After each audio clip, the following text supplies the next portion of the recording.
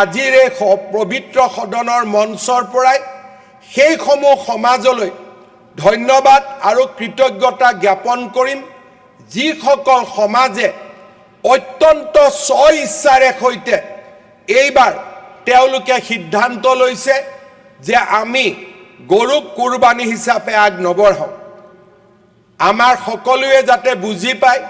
তাৰ বাবে মই এষাৰ হিন্দীতে ক'ব খুজিছোঁ इस बार आसाम का काफ़ी मुसलमान लोगों ने काफ़ी मुसलमान जमात ने ये सिद्धांत लिया है कि इस बार हम लोग गाय को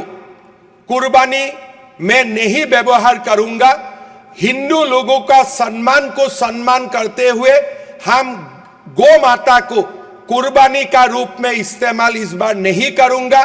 जी जो एक नया समय का इंगित देते हैं जो नया समय का एक स्पष्ट रूपरेखा भी हमारा सामने लाते हैं मैं असम का मुसलमान समाज को यही मन से धन्यवाद देता हूं कि आप लोगों ने अगर ये सिद्धांत क्रियान्वित किया तो ये सिद्धांत असम का हिंदू लोगों को स्वाभाविक रूप से बहुत ही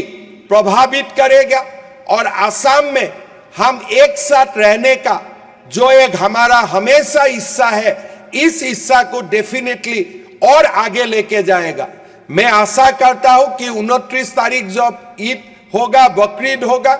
जो लोग अभी तक सिद्धांत नहीं लिया है वो लोग भी सिद्धांत लेगा और असम में इस बार कोई गाय को कुर्बानी का रूप में आगे नहीं बढ़ाया जाएगा मैं आशा करूं जे যিসকল ৰাইজে এতিয়াও সিদ্ধান্ত লোৱা নাই তেওঁলোককো মই আহ্বান জনাম যে বাকি ৰাইজৰ পৰা আপোনালোকে অনুপ্ৰেৰণা লওক আৰু এইবাৰ আমাৰ হিন্দু সনাতন লোকৰ ধৰ্মীয় চেতনাৰ প্ৰতি সন্মান জনাই গৰুক কুৰবানী হিচাপে আপোনালোকে ব্যৱহাৰ নকৰিব যি ইতিমধ্যে বহু কেইখন ৰাইজে সিদ্ধান্ত লৈছে আৰু যিসকল ৰাইজে সিদ্ধান্ত লোৱা নাই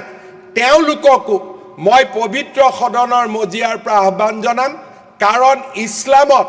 গৰুক কুৰবানী দিয়াটো নিয়ম বুলি কতো লিখা হোৱা নাই যেতিয়া বিকল্প আছে বিকল্প যদি আমাৰ সন্মুখত থাকে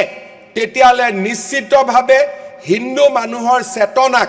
আপোনালোকে সন্মান জনালে আগলৈ আমি ৰাজ্যখনৰ বহু পৰিবেশৰ পৰা বহুত কণ্টকময় বা বহুত অবিশ্বাসৰ পৰিবেশৰ পৰা আমি নিজকে আঁতৰাই ৰাখিবলৈ সক্ষম হ'ম মই এই সদনৰ মঞ্চৰ পৰাই যিসকল ৰাইজে গৰুক কুৰবানী নিদিয়াৰ সিদ্ধান্ত লৈছে তেওঁলোকক মই পুনৰবাৰ মোৰ ফালৰ পৰা আৰু সদনৰ পৰা তেখেতসকলক ধন্যবাদ আৰু অভিনন্দন জ্ঞাপন কৰিছোঁ বছৰ আগতে কেটল প্ৰটেকশ্যনৰ বাবে আইন আনিছিলোঁ গো হত্যা বন্ধ কৰাৰ বাবে আইন আনিছিলোঁ তেতিয়া সদনত ভিতৰে বাহিৰে এছাম লোকে আমাক সমালোচনা কৰিছিল আৰু তেওঁলোকে কৈছিলে যে কুৰবানীৰ দৰে প্ৰথাৰ বাবে গৰু বা গো অতিকে প্ৰয়োজনীয় আৰু সেই কাৰণে আমাৰ ধৰ্মীয় সেন্টিমেন্টত হাত দিব নালাগে আৰু গো হত্যা বিৰোধী আইন পাছ কৰিব নালাগে অধ্যক্ষ মহোদয়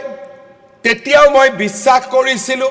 যে কুৰবানীৰ বাবে গৰুৰ প্ৰয়োজন নহয় কোনো ধৰণৰ ধৰ্মীয় গ্ৰন্থত কুৰবানী অকল গৰুৰে দিব পাৰি তাক কতো লিখা নাই আৰু নিশ্চিতভাৱে এটা দিন আহিব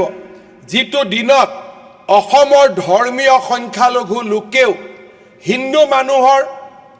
ধৰ্মীয় চেতনাক সন্মান জনাই গৰুক কুৰবানী দিয়াৰ পৰা বিৰত থাকিব মোৰ আশা আছিল এনেকুৱা সময়ও আছিল